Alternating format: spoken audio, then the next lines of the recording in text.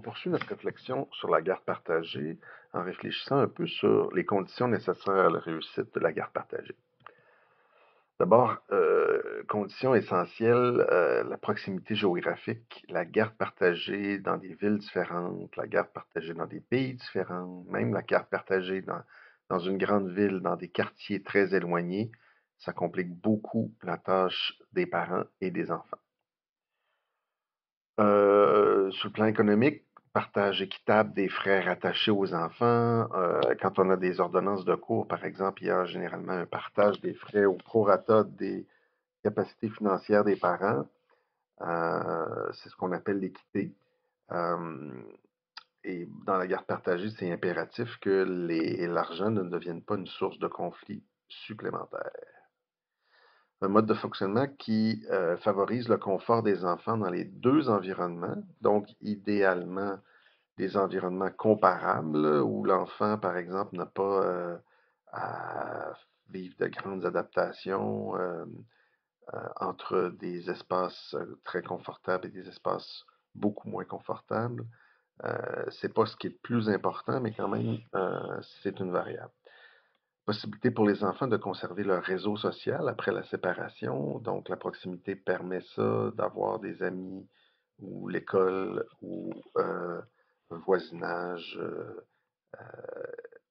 stable. Donc, ça permet pour les enfants d'être un peu plus à l'aise. La disponibilité des parents pour s'adapter aux horaires des enfants, surtout quand les enfants vieillissent et ils font leur propre choix. Donc, à la fin de l'enfance ou au début de l'adolescence, les parents doivent faire preuve de souplesse pour que la garde partagée fonctionne bien. L'absence de rivalité entre les parents, on va en reparler, mais dans un monde idéal, évidemment, les parents respectent le schéma éducatif de l'autre parent et ne viennent pas toujours contester ou discuter des décisions de l'autre parent. On essaie de prendre des décisions conjointement, mais parfois il y a des trucs qui se passent d'une famille à l'autre et s'il y a rivalité, ça peut pourrir le climat.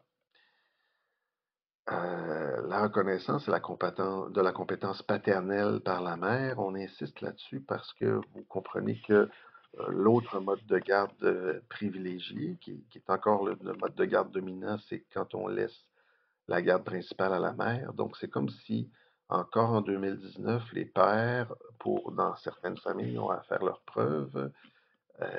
Et même devant les tribunaux, certains juges sont peu enclins à offrir la garde partagée, présumant de la compétence de la mère.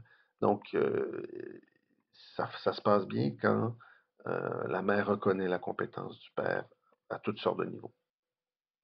Finalement, l'ouverture à l'idée de revoir le mode de garde selon les souhaits de l'enfant, évidemment, quand l'enfant vieillit, qu'il puisse allonger les périodes de garde, changer l'alternance, moduler la garde en fonction de certaines autres priorités pour l'enfant. En fait, plus l'enfant vieillit, plus les choix sont faits en fonction de ses particularités, de ses désirs. Voilà pour les conditions nécessaires. Des composantes de ce type de lien. Donc, ben, évidemment, c'est sous-jacent à ce qu'on a dit, l'accord éducatif entre les parents sur les valeurs fondamentales, sur une certaine ouverture et une souplesse. Euh, c'est une composante importante. La division des tâches et des responsabilités, quand on a la garde partagée, il reste quand même des rendez-vous chez le dentiste, des responsabilités par rapport à l'école, des responsabilités par rapport au transport, au choix d'activités. Alors, si on veut que ça se passe bien, il faut nécessairement que les tâches soient divisées et les responsabilités soient divisées dans la mesure du possible équitablement, mais en tout cas, au moins qu'on respecte les responsabilités de chacun. La gestion des interactions familiales, il y a toujours constamment des dossiers, des enjeux à régler et le confort de tout le monde vient avec une saine manière de gérer les interactions. Finalement, comme ce sont deux adultes, indépendamment de leur rôle de parents, en fonction de ce qui arrive aux parents dans le travail, dans la vie affective, dans toutes sortes d'autres situations. Entre adultes, est-ce qu'on parle de soutien ou de sabotage? Alors là, c'est une composante importante de la garde partagée. Dans quelle mesure les adultes réussissent à demeurer courtois, soutenant avec l'autre, c'est un paramètre avec lequel il faut compter. Alors, on peut parler de différentes manières de la vivre et on va regarder ça comme un continuum allant de les pires façons de vivre la garde partagée jusqu'au meilleur. Alors, quand un des deux équipiers est moins dans la partie, c'est-à-dire qu'il est moins engagé, qui ne prend pas ses responsabilités, qui n'a pas de soutien pour l'autre, alors c'est un des pires scénarios, avec aussi la situation où les parents deviennent des adversaires, où les enfants sont pris en sandwich entre deux parents qui veulent se nuire mutuellement.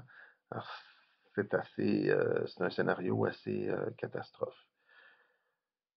Entre ça et être en conflit sur certains enjeux, dans certaines situations, ce qui n'est pas non plus souhaitable.